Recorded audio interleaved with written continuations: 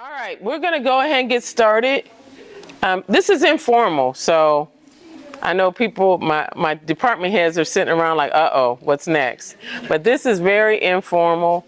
This is our second town hall meeting, and this is really about hearing from you. We'll give some updates and some announcements. So welcome. Thank you for coming. Thank all of my department heads. Wave your hands, all the department leaders. Wave your hands, wave your hands. All right. I do want, Drew is going to give us a couple of updates and some announcements just to make sure that people can be heard. They are recording this, so no swearing, no cursing. No, I'm just kidding. You do as you wish. I won't be doing any swearing or cursing, so we just want to make sure that we hear from you, but that we're answering questions, and those questions that we can't answer, that someone gets back to you. We do have the forms so that you can fill them out, and then I'll give a couple of updates about boards and commissions as well. So, Drew. First of all, I want to thank everybody for coming out to tonight. We're giving you kind of a case in point with some of the challenges that we at ALCO face on a regular basis when we go out on locations such as this. We always are trying to get the best video and audio that we possibly can, but obviously in a space as big as this, we can't put one central microphone someplace and make sure that we get everything. So as we're going this evening, if you, and I'm willing, as part of Mayor Angie's new fitness initiative, I'm going to kind of volunteer to run around the room and I will take the microphone around. But if you are trying to talk, if you can, make sure that you wave me down so that when we are capturing this, we're able to get what you guys are saying as well, okay? I really appreciate your cooperation. Well, thank you. Thank you, Drew. So, a couple of things. I know that the last town hall, several of you turned in forms. You also turned in forms for boards and commissions. So let me say this about boards and commissions. They're not always open. So you may have filled out a form, but if you selected a board or commission that's already full and no one's coming up for term, or they're not going to be reappointed, you may not get a call until there's an appointment. So we did a series of appointments last month for some of those boards that were available. So we did reappoint some and we put some new people on. And most of those came from those forms from the last town hall meeting. So I think, first of all, thank you for filling those out. And as we boards come available, the goal is to mix it up and get new people on those boards and commissions. So continue to fill them out. Sorry that we don't have any that are open right now. I see Commissioner Hollyfield is here. I want to give him a shout out for attending today. He wants to do this in the county, so I want to make sure that we recognize that he's here. So a couple of updates. Right now, legislatively, I'll talk about the State House just for a brief moment because they're still in session till the end of April. Several bills that are impacting us around property taxes are still going through their process. They're going through committees.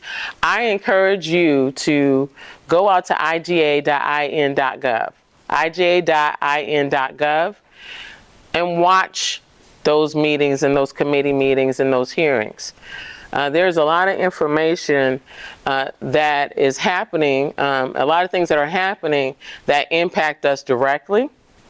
I am going to be sending out, and for those who have filled out those forms the last time, there's some form letters that we have in support of or against certain things that impact us locally.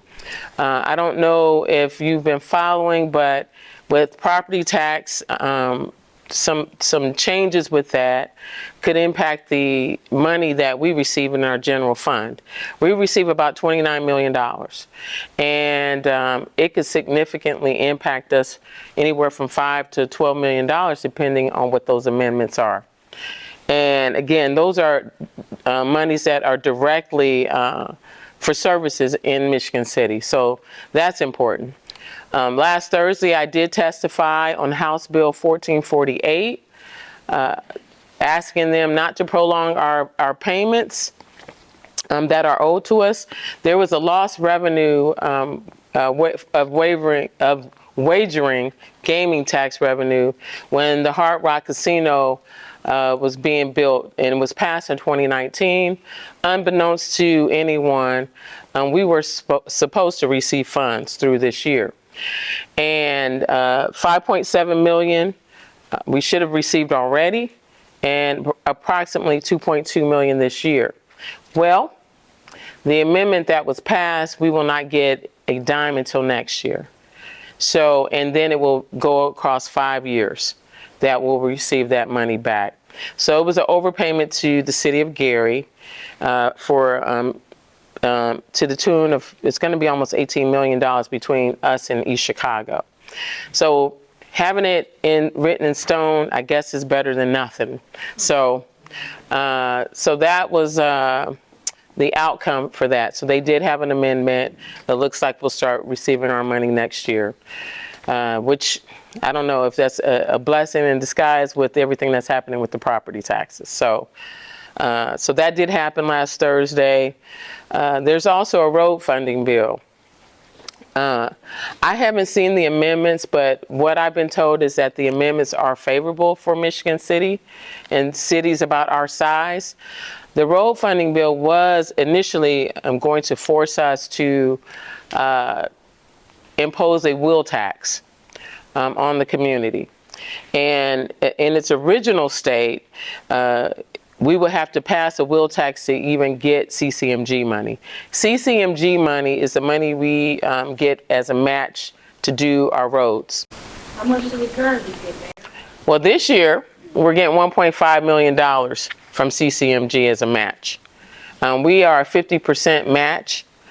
So we'll do $3 million in roads. Last year, we did about 4.7. This new legislation, there's some changes that I'm told that there's going to be a distribution annually that will not require a match, but if we pass the wheel tax, it unlocks an additional bucket of money for us to do more repairs.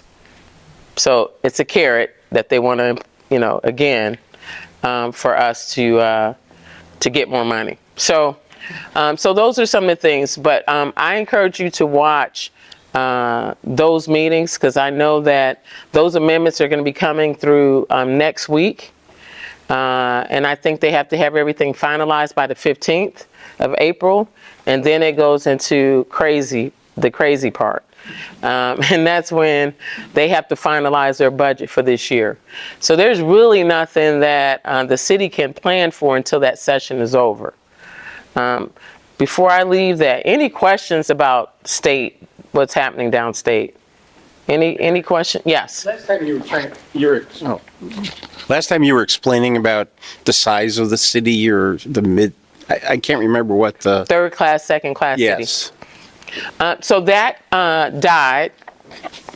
So that didn't move forward, and that was for Michigan City to move from a second-class city to a third-class city, and that bill died. So at this time, I think we're fine, and nothing else came from that. So the first half of the session, and I've learned a lot this session.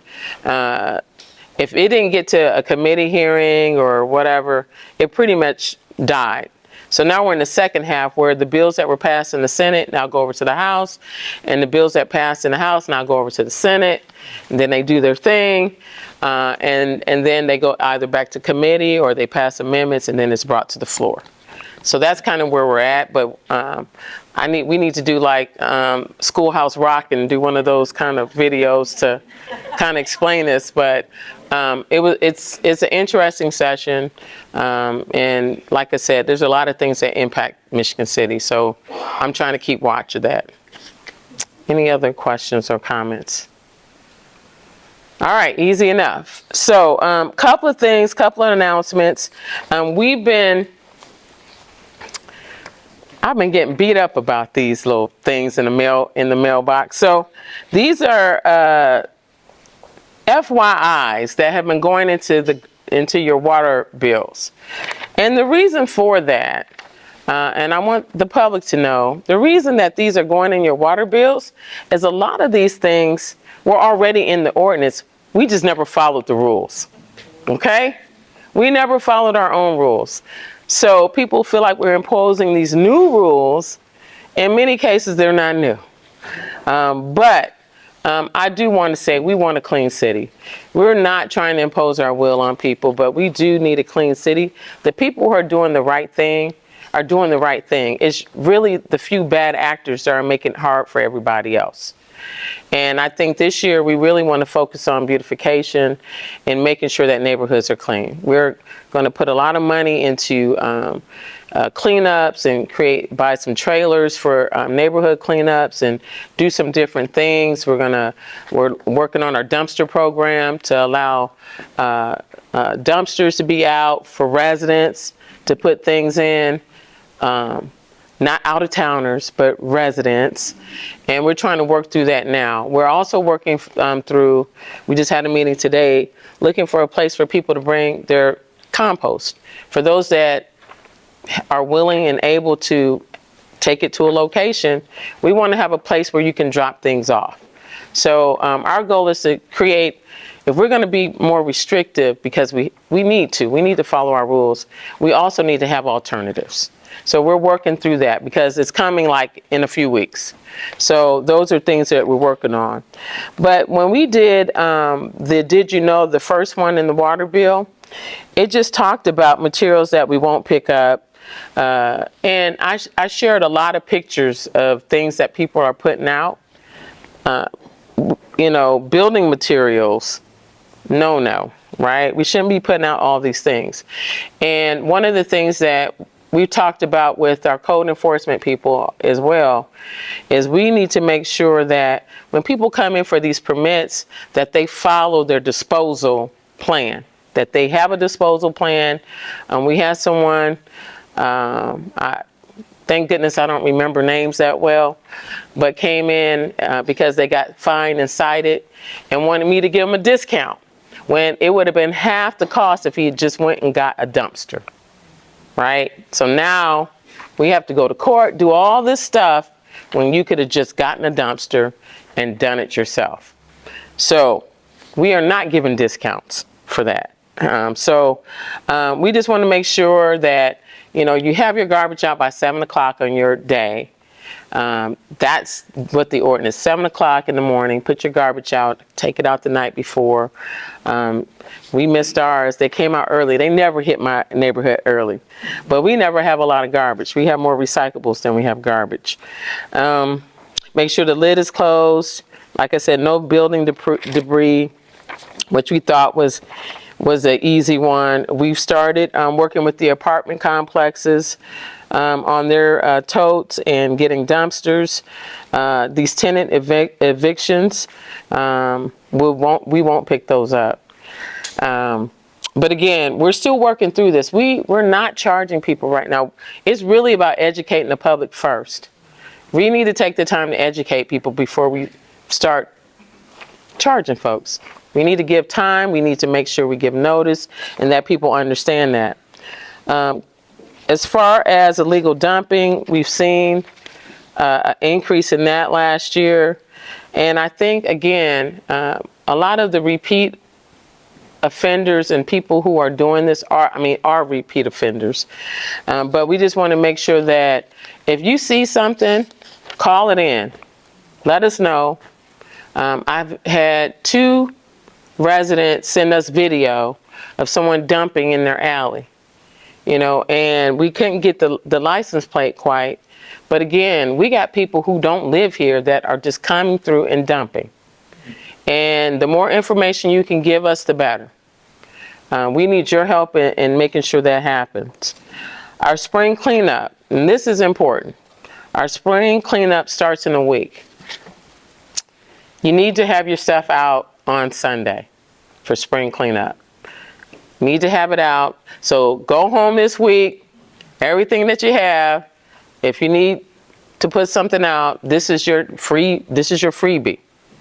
So you need to get all your stuff out. If you, whatever it might be, couches, beds, mattresses, whatever it is, no building debris with nails and things in it. But we do it every spring. We did it in the fall. A lot of cities don't do it. This is free. We do it every year annually. And I made sure I brought, this was in your water bill, and it has the different areas and what week you have. I know we have some of the mobile home parks that they can't leave things out over 24 hours. So what I've talked to Refuse about is put it out on Sunday. We'll hit those first on Monday. So we need to get to those, reminder, we need to get to those on Monday so that they don't get fined. But these are the routes. So these will be up here. So afterwards you can pick them up again and do that. Compost pickup is going to start right after spring cleanup on May 12th. So we'll begin compost service through the fall. I don't remember the date, but that starts on May 12th once spring cleanup is done. So I wanted to make sure that everybody understood that. I know there's so many bags now, I think 3 or 4. Four, but what I talked to Superintendent Chris Carter. He said for the first week or two, they'll be flexible because you'll have more clippings probably during your cleanup. So nobody's going to get in trouble. Just put out what you need to put out for the first couple of weeks, and then after that, we'll start with our regular. So we're going to give a little flexibility early on. So that being said, now I just open up for questions like we did the last time, and then I have department heads here. If I can't answer, they'll answer. Yes, ma'am. Give us updates on the NIPSCO plant. NIPSCO plant. We met with NIPSCO this month, actually. We did have a meeting with them. Really no update. They did their new IRP, but they said they didn't have any update on what's next for the plant. I asked some specific things for the city. I know that there's a rate case and that the county intervened in the rate case and asked for a study to be done. I talked specifically about the property and asking about certain parts of the property that the city is interested in and what is the opportunity for us. But other than that, they didn't give us any update on if they're converting it to something, if they're offsetting, if they're tearing down. Received no update whatsoever on that. But all we did is agree that we'll continue to talk about it. Following up with that, I think there was something about the unions wanting to slow the process down because they're going to lose jobs there. So as far as you're concerned, it's still going ahead that they're moving out? As far as I know, that's all I know, is that they're decommissioning the coal fire plant. That's not to say that something else might not be there. Oh, okay. So, and some of those other types of energy, it's a smaller footprint. So don't know what that looks like, but they said we can continue to talk about it, but really no update. Yes, ma'am. Over here. I don't need that. You don't have to. I had read something that the commissioners were in talks with NIPSCO to save the 150 jobs that were there to keep the plant open. I think they failed to consider our city when they're considering that, keeping it open. That is our skyline. This neighborhood here would benefit greatly if that was gone. Right now, I live across the street. Mm-hmm. I look out my upstairs window, I can see the lake, but we can't access anything. Right. These property values would go through the roof. And I know they want the tax base from NIPSCO, but if you look and see what happened over by Lake Hills, this property, all these properties here could be around the same. Mm-hmm. And we would have a different tax base. Our conversation was about access. So that's why I said I didn't really talk about the plant. I talked about access. That was really my my thing is how are residents going to have access, with the prison, looking at the prison and the national park, what are the opportunities for the city? I'm not, we talk about the jobs, and I'm just going to be frank and blunt about it, even with the prison. It is 150 jobs. A lot of those people don't live in Michigan City. I used to work at NIPSCO. I used to go over there and work.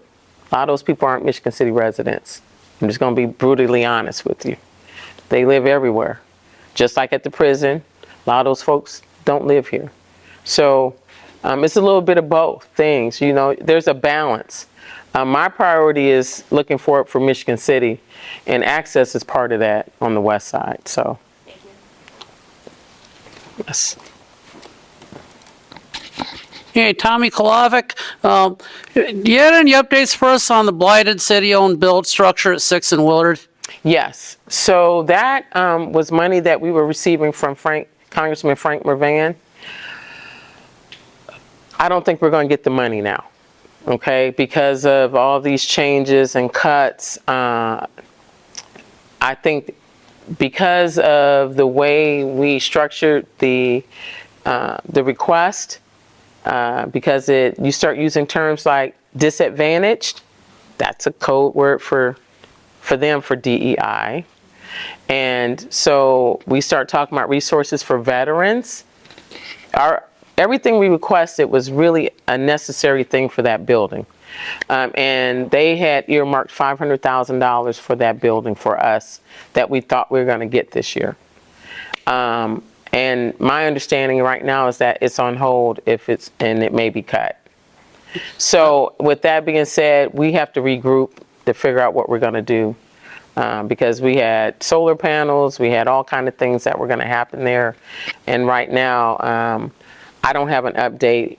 We had a discussion, Congressman Mervan met with our department heads and had lunch 2 weeks ago. And that may get cut. Well, that belonged to the VFW before the city got it. So. But do you have any updates on the Lakeshore Teachers Village project?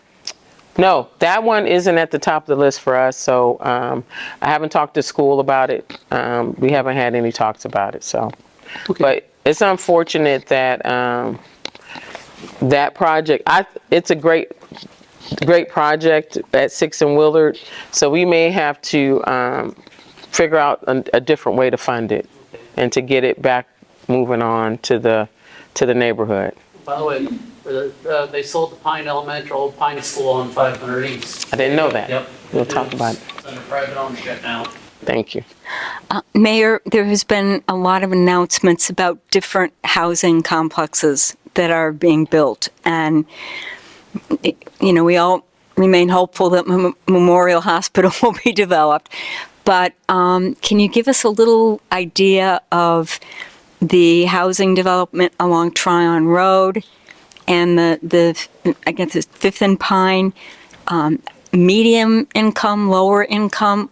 What's the idea of, behind those developments? So let me talk about some of these are private. So you have public-private partnerships, of course, and then you have some privately developed projects. So Tryon Road, that's private. I think those are townhomes. I saw Clarence. Are those townhomes? So it's a mixture. So I figured I would have them come up. But Tryon, we're talking Tryon Meadows, that one. Yeah, so Tryon Meadows is a mixture of housing. You're going to have 3 different zoning classifications there. So you'll have 3 different zoning classifications there, and you'll have apartments. And those units there'll be 8 apartment complexes with 16 units in each one of them. You'll have townhomes, attached townhomes in 4-unit buildings, meaning there won't be more than 4 units, 4 townhomes in each building. And then you'll have single family detached, just straight single family housing worked in and around kind of through that subdivision, if you will. Are those market rate? They are market rate, but keep in mind we in the process that we're doing this, 75% of those the developer has agreed to keep at 80 to 120 at the area median income. Are they rental? The apartments are rental. It's a mixture. Yeah. So the apartments would be rental? Correct. Homes and the private descent, or the attached homes would be? Purchase. Yep. Yeah, absolutely. Let them know what the market rate is right now. Oh gosh, I don't know if I know that right now. It fluctuates, but I mean the reality is that the days of I think $150,000 houses are long gone. You're in the beginner house is probably 300,000 or higher. So you got to also put it into that reality that prior to COVID, you could get the $150,000 houses. With new housing products that are coming on, we have had no houses built. So now I think you have an opportunity to free up some of the older houses that may become a little bit more affordable. There's also a bottleneck of housing here in Michigan City because we haven't built houses in 55 years. So Yeah. Now at the old memorial site, that's a mixture. We're still looking. We're talking 500 plus units, but that could be senior absolutely. housing. It could be market rate. It could Correct. be all those things. So Yes. you're looking at again still market rate. Now And 2 phases.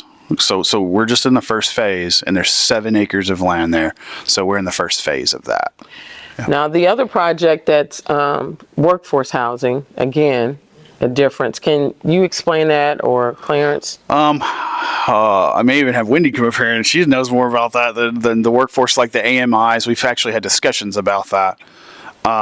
So AMI for workforce housing is anywhere from, when I say AMI, area median income, sorry, I shouldn't use acronyms. I would say that workforce is probably 40 to 100%, 120% AMI. So you're talking teachers, police officers. I would say firemen, but they have some other benefits with them. But definitely teachers and firemen. I'm sorry, teachers and policemen. If you look at their starting pay, and those are the people you really need in your community as well. You want them to stay and live in your community, to get to know your community, get to know your citizens. So it's really nurses are probably in that category as well. But it's those essential employees that you really need in your community that you want to be able to afford to live here, or have at least a choice of housing product. The other thing about housing that I will bring up is that with the Unity Foundation, we and it's a microphone, but it's not projecting. It's a microphone for recording. It's for recording. So that's why I'm using my outdoor voice. So if you're in the back, you might want to move up to the front because this is loud as I can get. But where was I going with that? I forgot what I was talking about. Oh, yes. So we received Lilly Gift 8. We are part of Lilly Gift 8. And what that is that we received some funding to support our planning department, but also infill housing. And let me say INFILL, because I saw the newspaper article. Infill housing is where you have vacant land in neighborhoods, right? And we have several churches that own a lot of land. And this is an opportunity for us to help them develop the land. They're not developers. They're not architects. They're not builders. So the funds that we receive will help with developing the site plans for what they're going to do. Some are looking at senior housing. Some are looking at affordable housing. So we're looking to partner and support organizations like Habitat for Humanity, like Homeward Bound, like the churches to help us with the affordable housing piece. Now, I will say too, I met with the regional HUD office last week in Indianapolis, and my time is flying, 2 weeks ago in Indianapolis, and we talked about some of those things. So city isn't going to build affordable housing. We have to partner and support the agencies that can help us do affordable housing. I think people get that twisted and they say, well, the city's not doing affordable housing. We don't build houses. We don't. We're here to support the process to make sure it's easier and that we can remove some of the roadblocks and the barriers that we've actually had for a long time here, right? So that's the goal right now, is to get our departments where they need to be so that we can have these opportunities to support. So I think we have like $100,000. No, how much did we get for that? For Yes. I think it is $100,000. About $100,000. So, and then we got a half a $1 for workforce to help us with our workforce housing project. So, the money's coming in the way we support projects, not necessarily the city paying for them.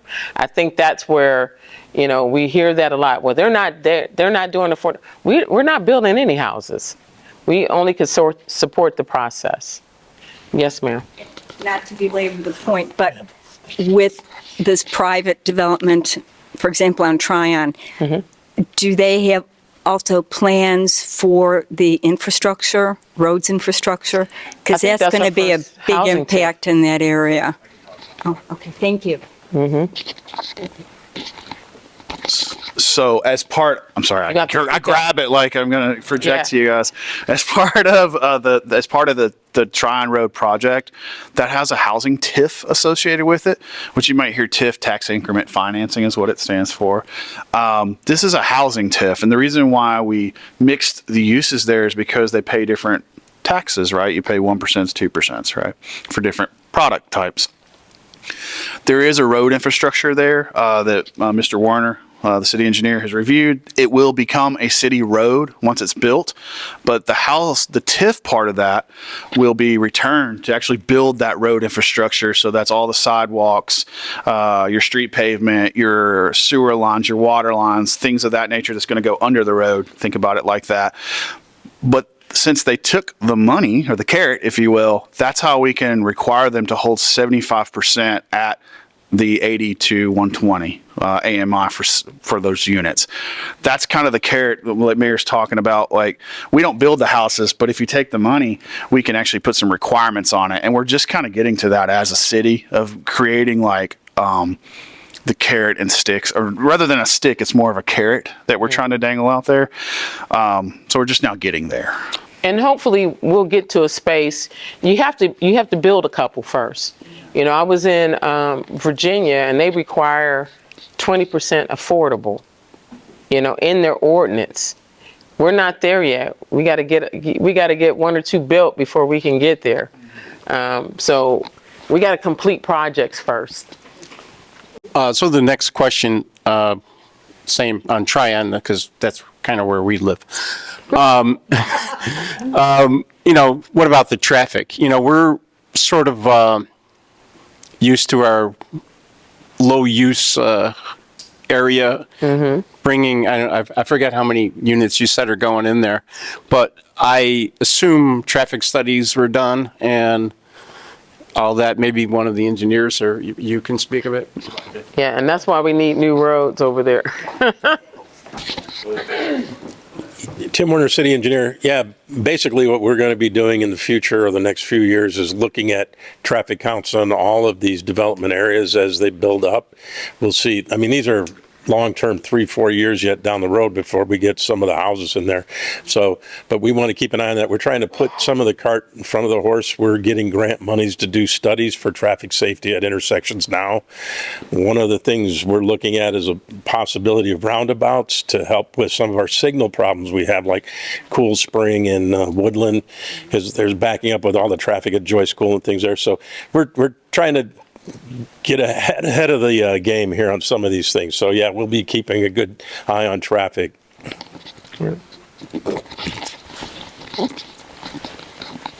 Thank you. Going back to the young lady that brought up NIPSCO, living here on the west side, and I do live here on the west side, far west side, coming to to live on the west side, I do remember that there was a catwalk. What happened to it? I feel, since I've been over here for the last 30 some odd years, we're cut off. We're cut off. You've got to cross that bridge or the railroad tracks to get to a store, to get to a hospital, to get to a doctor, to get to the post office. And I was at a meeting, and one of the reasons they said that we cannot have a catwalk is because of NIPSCO. They're afraid that the kids will throw garbage down onto the highway. Well, I know that can be fixed. That wasn't a good answer.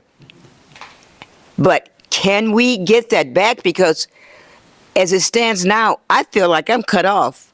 I've got to go across the tracks just to get downtown. I've got to go across the tracks just to go to the courthouse. When it's only about 3 or 4 blocks, I tried walking down 12 to see if that was quicker, and it was, but it's dangerous too. So I would like to know if something, can we get NIPSCO to put that catwalk back up? And I guarantee them that kids will not be throwing trash onto the highway. Let me ask a question real quick. Are you on the north side of 12? Yes. Okay. I was confused. But like I said, access is a thing. But until they tell us what they're going to do, until we know what they're going to do with the plant, there's not a conversation about, getting across or back and forth until we figure that out. So that's something. I saw a hand over here somewhere. I don't remember. I'll be right with you. Yeah, for Tim Warner, when are the asphalt plants going to open?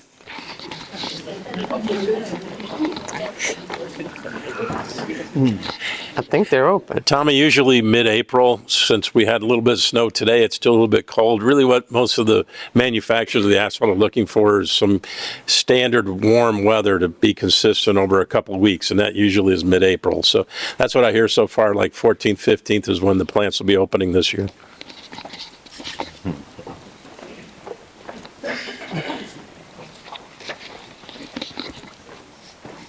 Thank you. I have 2 questions. Mm-hmm. So first one, have you heard of the Great Michigan City Spring Clean? Didn't I just Has get that? in an anybody heard email? of the Great Michigan City Spring Clean? I just got it. I just got an email to. Green Clean, Yeah. Green Spring Clean? Yep. Can we look into getting everybody behind that as a community, schools, businesses? It's locals just going around and cleaning up their block? Well, definitely yes. We are going to buy some trailers that say, what was my term? You put keep Michigan City beautiful. So we are. That's our goal this year. So something that's already established makes it easier for us. I know we've given money to the neighborhood groups now. And we've set aside money to build, to create new neighborhood groups. So we want neighborhood groups in every part of the city, because that is going to be the best way for us to get behind a movement like that. So my thought is more of like a free backing, something that won't cost Michigan City money, just social media, say, hey, get involved. We'll pay for the supplies too. We have money set aside for it. So it can be free, but we have money set aside to help. I was thinking because it's spring cleanup time, if we could start advertising it now, maybe people will jump on the wagon and help out. Somebody, I feel like that's in my mailbox today. For some reason, I believe a lady named Nora. I think Nora Riskin, I think she sent. Yeah, I think she sent something to me. So yes. Cool. So she's perfect. And then my second question is, can we look into adding bike lanes everywhere, as many as possible? Yes, we're doing it. So I hate to say it that way, but these are the conversations. In every grant that we submitted had bike lanes. So the second Lilly Gift Aid money that we received was for, it's called a cultural trail. We might have to change that name or we might get killed. But it's connectivity from the train station to the north, to the national park, to the beach, to the trail. So you'll see more of that because we're doing don't fall. We're doing tandem bikes and some different things. So even the proposal that we put for Michigan Boulevard was to slow the boulevard down but create a bike lane. So you'll see, at least from this administration, as we implement and do more things with the roadways and get funding, you'll see more of that. Can we entertain farther south than the train station? Midtown, yes. Driving down Franklin Street is honestly hazardous. There's just not enough space, and everybody's riding their bikes like to Walmart, Aldi. Yeah, we'll have that discussion. We hadn't talked much about the south end of town. Yeah. Along with that sidewalks down there, because I see people who have their shopping carts with their stuff and their. Sidewalks. Thank you. Along with that sidewalks on 421 going toward all the big box stores down there. Well, It's not safe. I will say for sidewalks, this is the most money we have budgeted for sidewalks this year and next year. Mr. Werner did not know how much money he had for sidewalks until I told him. Yeah, I felt like I won the lottery this year because I had some ARPA money to spend on sidewalks, and then the mayor indicated we had another couple $100,000. So in the next 2 years, we'll be doing quite a bit of sidewalk work. I'll get a contract out, probably advertise the end of next month, and then we'll get going over the summer. I've been having residents give me information since I started a year ago, and we've got a list of probably about $350,000 worth of sidewalk right now, but I know I can keep adding to that. So if any of you know of sidewalk areas that are in bad shape, let me know. I'll write them down. As far as trails, one of the things that we're doing with NDOT, and this is when I worked for NDOT before I came, I wanted NDOT to make sure we could get from the Singing Sands Trail to Mount Baldy. So in their improvement of US 12 coming up in a couple of years, they're going to build a trail on the very north side of existing US 12 all the way from the current trail crossing of 12 just past NIPSCO to Mount Baldy now, so we'll have access to the federal park that way. That's new. I heard someone else ask about Fifth and Pine development, and I didn't hear a response on what that was, and if there was any updates on the solar project as well. Well, the Fifth and Pine, that's about 500 units. That's what it's 500 units, but it's going to be a hodgepodge. That's Total build out is 500. It's Yes. a mixed use project. You got to speak up. It's a mixed use project. It will be, the first phase will be probably mid-rise. I'd say no more. I'd say you're looking at 7 to 8 stories as a mid-rise time frame. Hopefully next spring, I'd say. Breaking ground. Looking clearance, yeah, next spring. I mean, that's me speaking, so I'd like that. So I'm sure you guys would like to see that too. But it would be mixed use. The reason for this RFP, that one of the main components of this RFP was to get a grocer component. The grocer will probably come in the second phase, unless there's an extreme demand, which we have a lot of other apartments coming in. If there's a demand, it may go into the first phase. We're still working through that, but we're in the beginnings of just starting those discussions. So at full build out, full 500. First phase 250, probably somewhere around in there. How many at the train station? How many? 222 is at the train station. Yep. Those are coming right along, and then the garage opens in May, if I'm not mistaken. Yes. Full open in May, and then as far as SOLA, we're still in negotiations with the financing negotiations right now. We're in the middle of all that. I'm sorry.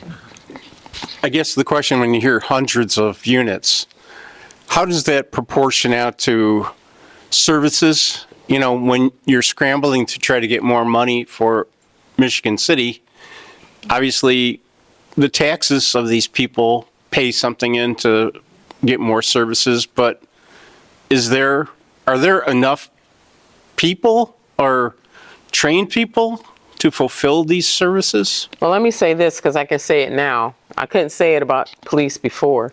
I can now. So for several years, we have been operating at about 60 something people.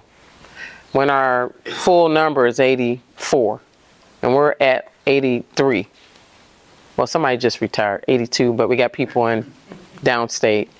And then technology. So we're in a different space than we were 4 or 5 years ago with, the Raven, you got shot spotters, technology, and a full complement of officers. And part of that was because we increased starting pay. We offered sign-on bonuses, and people that left realized the grass wasn't greener on the other side, and they came back. So I will say that we will evaluate that as we get the population. And part of that is, you got to get the people first before you jump out there and hire. So I think, though, I do feel good about where we're at as far as the numbers and the technology that we're using. Was it specifically about like people to build stuff too, right? Like, are there enough people here to build things? Well, no, I guess I'm more concerned about services. Okay, just services. Garbage. The people who build things, it's on their shoulders to provide the workforce to build it. But here, if you're stretched out already with dollars and cents as you're going to Indy to try to promote the town, where does that put us? Obviously, more people, they're going to be paying more taxes, but like you said, the chicken and the egg, Yep. Any other questions? Yes. Got two. So I'm wondering about the mall. Is anything happening with the mall? Is it can we get rid of it? I hope so. That's all I can say right now. Yeah, that's all I can say right now. But hopefully sooner than later. I'm hopeful. At first, I really thought that was like 7 years down the line. I think it's a lot sooner. That's all I can say. But yeah, we're hopeful. I will tell you though, in talking with, I was talking to a group of juniors and seniors at the high school, and they hate the outlet mall, and they want an indoor mall. But what they really want is a Dave and Buster's, a Sky Zone, and everything else. So water park, all that. So maybe we can make that happen. But right now, it's privately owned. We do meet with the owners on a regular basis, though. It's become more regularly than normal. I'll say that. So I have a few questions regarding about accessibility with the train stations and the newer developments. Would there be changes of the bus routes to account for those, and with the bike lanes on the major roads, would they be protected? Because I know they're pretty scary to ride on, even though there's a bike lane, because it's just a paint line and there's cars going right next to it. Well, accessibility-wise, to start with that, with the bike lanes, what we've been looking at as far as bike lanes, and I'm sorry, I'm looking for some more information. When I went to the Planning Institute last year, the bike lanes were protected. They had the bump outs. So a lot of the things that we're looking at with bike lanes is just not striped. They're actual protected bump outs that protect the bike lane and versus a stripe. So I think that would be helpful as far as accessibility. The buses, one of the things that I know, we have some new bus shelters, but with the parking garage being there, we're looking at, do we, change where the buses stop and start? Is there a turnaround at the train station?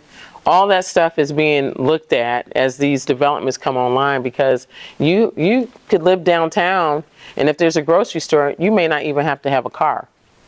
So the goal would be higher ridership for sure, because right now it's subsidized. Everything with our transit is subsidized. You know, and we need to make sure we figure out a way to be a little bit more self-sufficient. But right now, we rely on that grant funding to pay for the busing. So that's something we'll have to look at and evaluate as we grow in population. You had another question? No. Okay. Just back to these franchises, like your Hooters, your Dave and Buster's, and your Fun Zone, they require your city, some of those franchises, they require your city to have a certain number of population to locate there. And a lot of them, they have their own franchise, you know, they choose like Portillo's, they choose where they go, they don't franchise. Well, I would say if we can get a Chick-fil-A, we can get anything. Well, they bought out all city.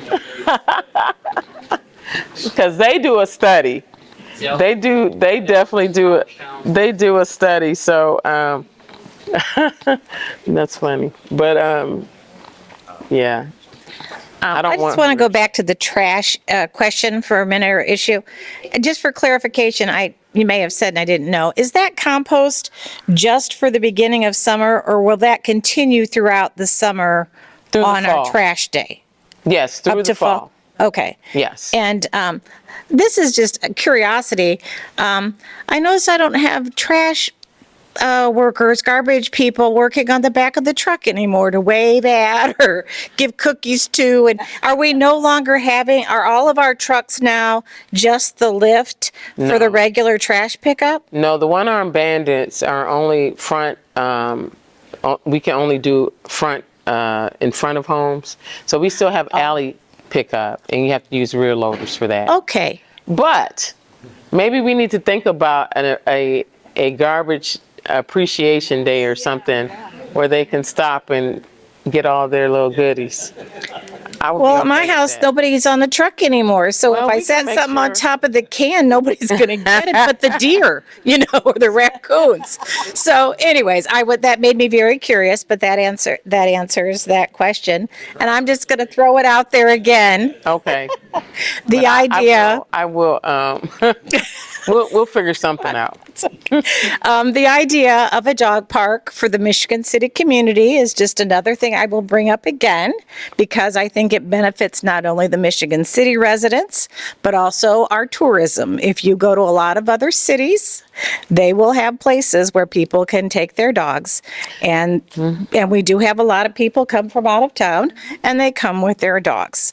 And they have to go somewhere else in order to enjoy them. And that takes them out of our community. They can go up to New Buffalo, and then they can dine up there while their dogs go to the dog park or wherever. So I just brought that up again. That was a thing with the young people. They said one of the amenities is dog friendly and cat friendly. They said there's no place for them to live in that capacity. I did, I'll say it. I went on a visit. I did a visit while I was in testifying last Thursday. I went and visited the new Fishers Community Center that's being built, and it's opening in October. And they had a dog park. They had it was a mixed, where it was community center and paid membership. So they had 2 swimming pools, fitness center, track, a bunch of basketball courts, daycare for the residents that are using the facility, dog park outside. It's phenomenal. And the city is doing it. Of course, their tax base is higher right now than ours, definitely. But you still have to see it and to understand their financing and how they got there. So you never know. At some point in time, we may need a new city hall or new Y or something. So I'm starting to investigate all that now.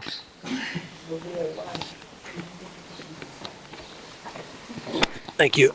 I was, since we talked about the mall here recently, what about I never hear any mention of it, the missing link on Ohio Street. When Ohio Street was improved north of the CSX tracks up to the new fire station, curbs, gutters, sidewalks, the whole deal. Out south, there's not the hospitals out there. We got curbs, gutters, sidewalks. The missing link between the CSX tracks and Highway 20. There's parts of there, there's no sidewalks or gutters in parts. Cars speeding along there, ambulances. Is there any talk of ever completing that Ohio Street? Oh, that's that intersection. Village Green area. Yeah, that intersection is Well, all that whole area. that whole area. From the CSX tracks to Highway 20. I don't even know where to start with that. I know what you're talking about. That was a plan. It was supposed to go on stage. Yeah. Is that even a part of the comp plan? I don't know if it was an actual laid out plan, but I know that at one time there was some talk about some NERC money coming in and improving it sections at a time, because the redevelopment commission did from 20 to 400, if I'm not mistaken. Yeah, that was a complete rebuild of the street. Yeah. And then I know that past the tracks on the other side, like you got, once you get into the city, it's fine, but then it's just, I would call it unorganized down at the bottom. You just kind of, there's no, you park here, your car goes here, stormwater goes here, you drive here. It's very unorganized, is what I would say. These delineations. Yeah, and I'll say too, though, we haven't gone after NERC money in the last, I don't know how many years. Been a long time, but we're going to. Now we are. So NERC, a lot of the federal dollars, state dollars come through NERC, and Michigan City has not been at the table until this past year. So we've missed out on funding for those kind of projects, quite frankly, for a while. So we're going through that process now. I know there's a new one that just came out. LaPorte's done a great job in the last few years of getting the money. But Michigan City has not attempted to get the money. And when I say that, it's a year out, 2 years out, 3 years out to get the money 3 years from now. So you have to be on top of it every single year to get in line to get the money. So that's why we have a city engineer, so he can do all that. Last year, we applied for a Safe Streets for All grant. And just opened, a new one just opened today. I got that email today, yeah. But we were given the award, and it was just basically for us to start doing a planning study on what areas need to be improved. I talked about safety of intersections and things like that. The day before I was ready to have the kickoff meeting, we got the award last fall. I had a kickoff meeting set up the first week of February, and because of what's happening in Washington, that meeting was canceled, and I haven't heard yet what's going on with last year's award for Safe Streets for All. But I did get an email today that there's another Safe Streets for All application that's opening up that's due towards the end of April, if I remember right. Yep. But the good thing is, when I saw that today, it made me feel better about getting our money. Right. So, because they Safe Streets. Safe Streets. Yep, safe. Safe Streets for All, yeah. Yes. So, so hopefully, but we need to add that to our list. Add that to our list. Mayor, you also have a full-time engineer now. Yeah. You haven't had a full-time engineer for about 7 years. You actually have a full-time engineer. They're not contractual, so they're not doing 4 or 5 different communities. He's here full-time, so this is all he thinks about. Trust me on that one. Sidewalks and streets.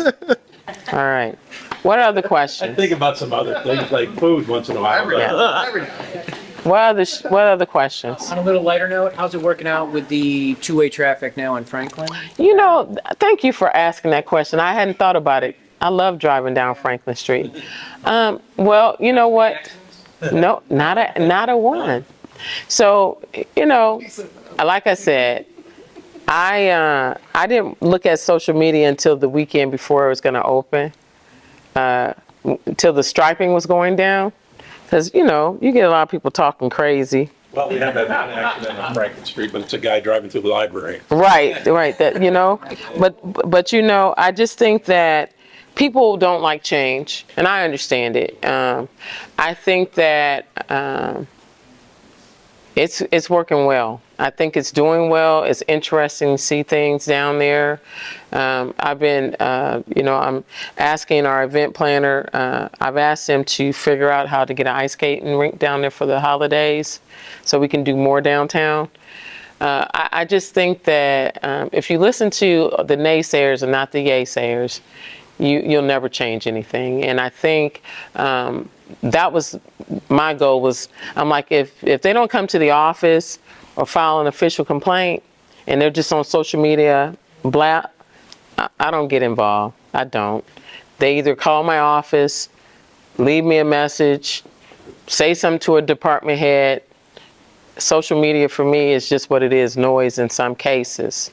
And I think that someone blasting on social media but never coming in to ask us to fix the problem is a problem. But I think it's great. And those thousands of comments that were out there against it, okay. I mean, I think it's great. I think it's wonderful. I think it was needed. I think it's a plus for the businesses that are down there. And I think it's going to continue to grow. It's going to continue to grow. Our present library, what's the future plan? Well, we have no control over the library. So I don't know of any future plans. I think that I know it's closed for a few days because there was a unfortunate, accident yesterday, but outside of that, I've never heard of anything. I think libraries in general are across the country are reinventing themselves, just like newspapers. So they have to provide, a space for community members. You got to create more programming and do more things to get people in there. But the city has no control over it. Any other questions? Yes, sir.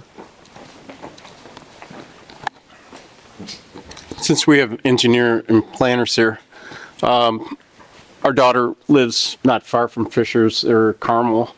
Mm-hmm. And I know those are communities that really have a lot of roundabouts. Mm-hmm.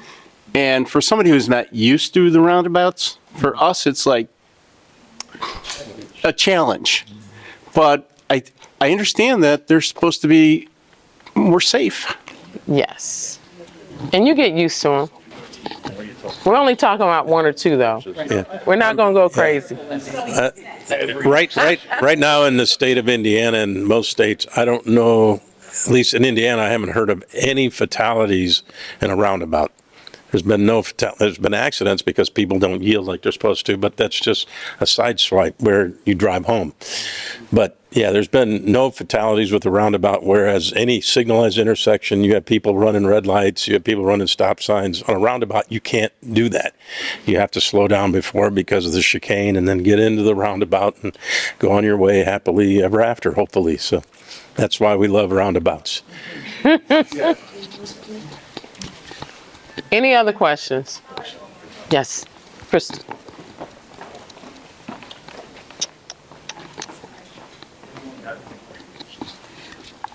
So we make a little side hustle remodeling homes in Michigan City. They generally sell for $250 or under, which is affordable here for most community members. So how close are we to a solution for people like us who are unable to work on our own homes without, well, we still want to pull permits. Right. But we're denied our permits. We just had a meeting today to discuss just that. How close are we to a solution for people like us, considering Michigan City is fighting for every dollar? So, couple of things, and we're still, like I said, in preliminary on that piece. We had to get to the permitting software first and get to Which is hiring. great. Oh, yeah. Thank you. Well, we're working through it. Skylar. We're still working through it. We're still working through the permitting software, but it's there, right? I know. So let me say this. I'm going to say it as nice as I can. Say it mean. It was challenging, to say the least, with permits. Permits could take anywhere from 30 to 60 days when they should take a few days, right? So it got to a point where we had stacks of paper and papers everywhere and working through text messaging and emails and a lot of that. So our team, I see Christine is here, and I see Sue back there, and code enforcement people. The last several months, they've been working to get our cloud permit software up and running. And so it's been almost a month now. So that you can see your permit, where it's at in the process in real time. You get notifications. We created a permit specialist position. Just a lot of different things that are changing because we have to change with the times, and we have to be more efficient, number one.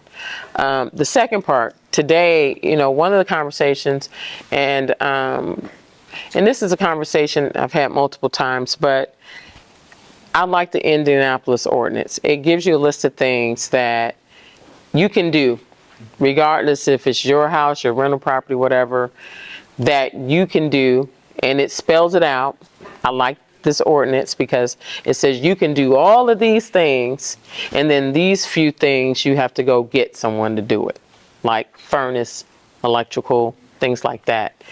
The way our ordinance reads, first of all, some of it is there's a tension in some of the language in different parts of it that don't really go together. And if you really read it, you might have to pull a permit for a toilet. I mean, it's just, we need to clean that up to make sure that it's tangible, that people know these things you can do regardless. You still pull a permit, and then these are things that you can do. And that's what we're trying to get to. We're not there because the ordinance has to be changed. It has to go to the city council. So those are things that we're working through, trying to make the ordinance change so that we can get there. Well, also, if people have second homes, we would be sitting in the planning department office. Someone would walk up, they're like, I have a rental property, but I need to replace my roof. The planning department was like, well, you have to become a registered contractor, which you have to just jump through hoops just to do that. But they're not a registered contractor because they're just working on their own second home. So that's a whole process. Own second home. We're going to clean up all that language. Okay. Because it has to be, you need to be able to see it and know that I can or cannot do it. And I don't want to get into semantics of my home, because some of it is a business for some folks. And if it's a business, it's a business. You need to be not a contractor. I know, but other cities, again, a lot of times, and I'll say this in general, not about this particular thing. Michigan City historically has been very lackadaisical in how we do business. We pick and choose who the winners and losers are. And what we're trying to do is make it fair and consistent, and that everybody's following the same rules. That's what we're trying to do. Not my friend Susie or Sally or Joe is working on their thing, so I'm just going to slide on over here and let them, and then, no. We're trying to create a process that is sustainable and that everybody has to follow so that there are no questions for that. So we're just not, we're getting there. And that's why, and I shared that with y'all. Working through it, I didn't have the right people at the table. So that's why we've had to make changes this year. May I suggest, since there are people like us and then there are corporations buying up dozens of homes, may I suggest adding to the ordinance something along the lines that would help locals like us work, something like if you own 10 or less or 8 or less homes. I brought that up today. So it would suck for us to have to hire out a water heater and we're fiddling our thumbs. No, that was one of the things that came up today. I brought up absent landlords and absent buyers. So there are some ordinances that can help us with that. We've also talked about, and I mentioned too that several of the mayors in the state, we've been going back and forth on an ordinance on Airbnbs, capping the number in a community. That has come up. What are some opportunities to make those kind of changes? So we've been sharing back and forth that. So, but absentee landlords, yes, that is a thing. And we're trying to figure out how can we, I I don't think we can fully eliminate it, but how do we make it so it's harder for them to do business here? Because it's hard to do business from another state. It really is, but they are trying to buy up stuff. Yes. Just talking about the permitting process, and I'm sure you guys have considered everything, but maybe certain dollar amounts or scope of work can go under an easy permit process where somebody can walk in, sit down with the plan reviewer, and get a permit in a couple of days, as opposed to being the next one, the last one in the They're stack. all supposed to be a couple of days. Well, Yeah, they're all yeah, supposed to be a but I few mean, days. for a full house or a commercial project or whatever, it takes longer. But Right. for a limited scope project, you provide certain hours. Maybe every Tuesday at 2:30, the inspector comes in from his reviews. Now he can sit down, a half hour piece with people and get them through the process faster. Just Duly noted. I think it's a great idea. Any other things? Like, we got one back here? I just wanted to make a move off the room. I need it. On a lighter note, I'm excited about the 11th Street facade. Do we know when they're going to be all done putting the facade back on? And I'll repeat that. So the train station, the garage, the facade is almost complete. It's at about 90%. So we should be having an unveiling or whatever in May. So that will be coming. It looks really good. The tent comes down this week. So, you'll see it this week. So you'll see it. Don't tell anybody. But the actual ribbon cutting or whatever event we decide to do will be in May for that. So, but it looks good. So it's exciting to see. We had the power breakfast last week, and people were here, and people are excited when they see what's happening at 11th Street.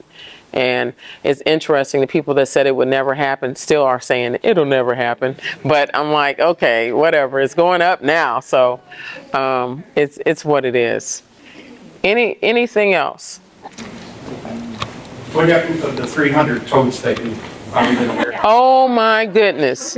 So the 300 totes, only 12 of them could be replaced of the 300. So we're working with the recycling the rest of them because they were so old and we did nothing with them.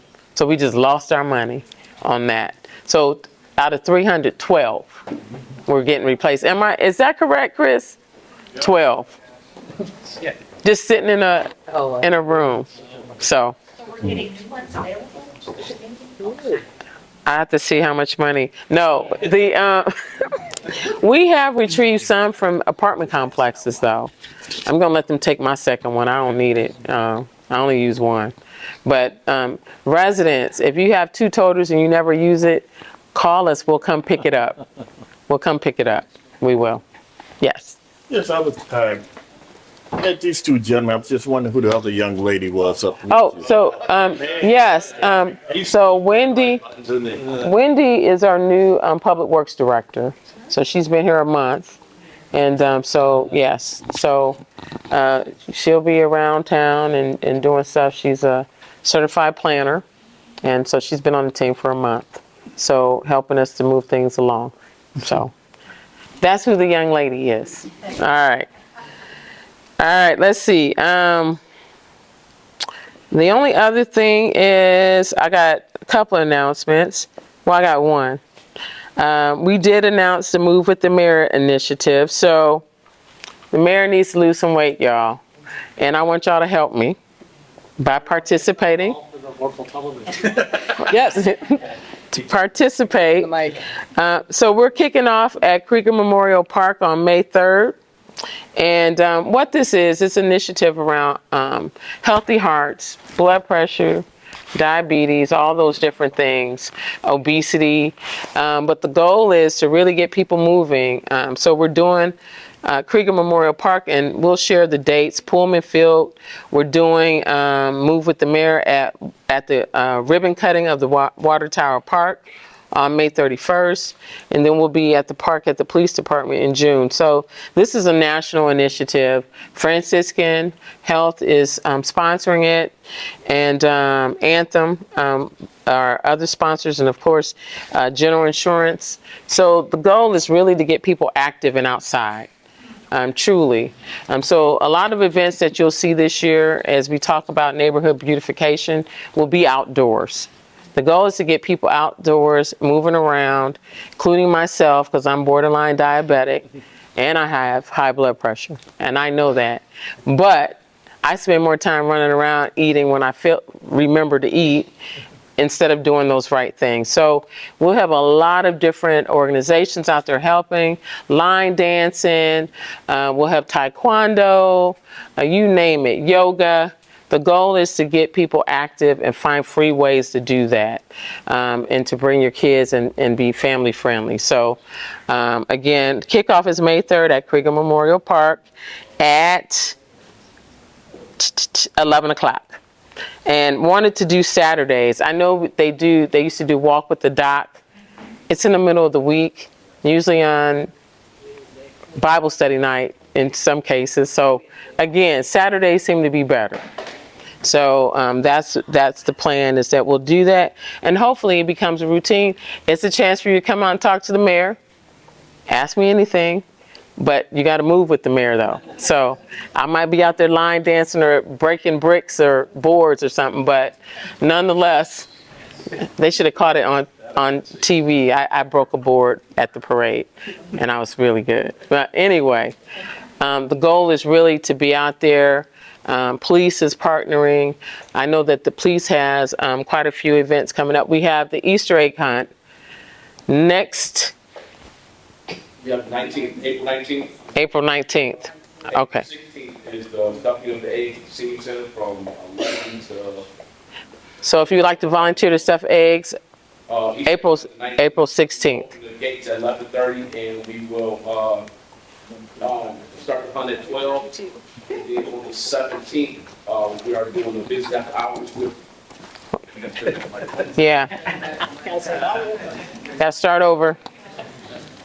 So April 16th is stuffing of the eggs at the senior center, 11 to 1.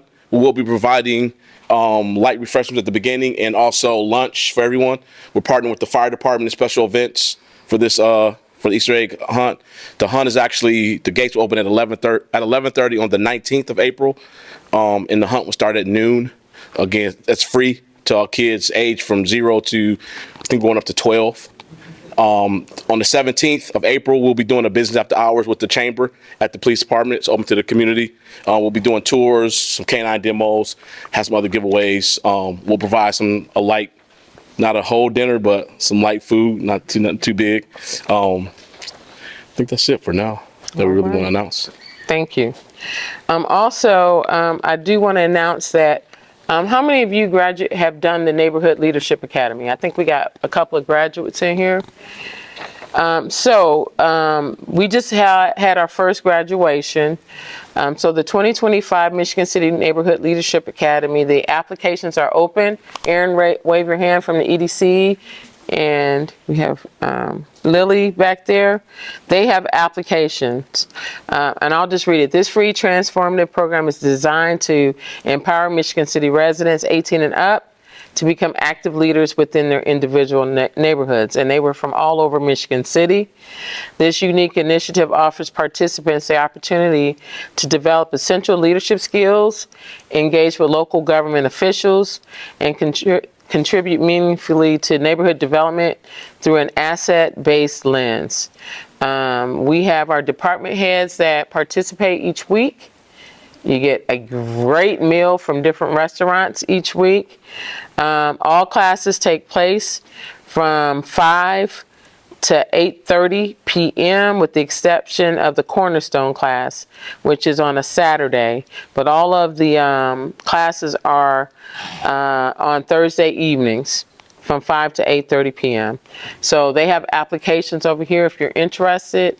Very good class last time, and again, I'm using those. A lot of those folks that graduated, I've been putting them on boards and commissions because they're getting to learn the departments and they become advocates for the city. We need people who are learning and understanding the processes so that they can explain it and communicate it to their neighbors. And so that's what we try to get a good mixture from throughout the city. I know from the last class, we are now going to have a new West Side neighborhood group. I would love one out in Southgate. I would love one in Midtown. We want neighborhood organizations throughout the city so that hopefully at some point we can have a neighborhood council, have Village Green reactivate, and have all these different neighborhoods so that we can have a council of neighborhood groups, and that way we can get more things done. Easier to get more information out. A lot of people don't read the paper anymore or don't listen to the radio. We have to figure out how to communicate with our neighbors. And this is a good opportunity to do that. So I wanted to make sure I share that, and the applications are over there. And it's free. That's right. Do you have copies of those? I have them. Yeah, I've got the flyers. So I think that is all that I have. And again, thank you all for coming. I think the more we communicate, the better. It's all about making sure that we get information out and educate the public. So thank you for all the questions, and we'll see you at the next one, or I'll see you at Move with the Mayor on May 3rd. So thank you all for coming. Thank you.